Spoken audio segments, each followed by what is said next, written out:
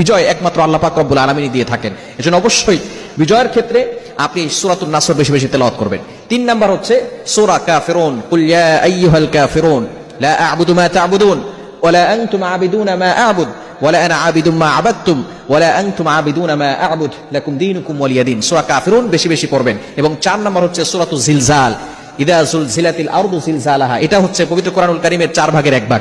অন্য রাওয়াত দ্বারা জানা যায় পবিত্র কোরআনুল কারীমের 2 ভাগের 1 ভাগ, অর্থাৎ যে ব্যক্তি একবার পড়বে 15 পারা কোরআন পড়লে যে সওয়াব হয় সেই সওয়াব আল্লাহ পাক রব্বুল আলামিন তার আমলনামায় দিয়ে দিবে। সুতরাং আমরা 4টি সূরা পড়ব সম্পদের জন্য, আল্লাহ পাক রব্বুল আলামিন সম্পদ বাড়িয়ে দিবে। 1 নাম্বার সূরা ইখলাস বেশি বেশি পড়ব, 2 নাম্বার সূরা নাসর ইদা জা নাসরুল্লাহ বেশি বেশি পড়ব, 3 নাম্বার সূরা কাফিরুন কুল ইয়া আইয়ুহাল কাফিরুন বেশি বেশি পড়ব, এবং 4 নাম্বার হচ্ছে সূরা জিলজাল, ইদা যুলজিলাতিল আরদু জিলজালাহা।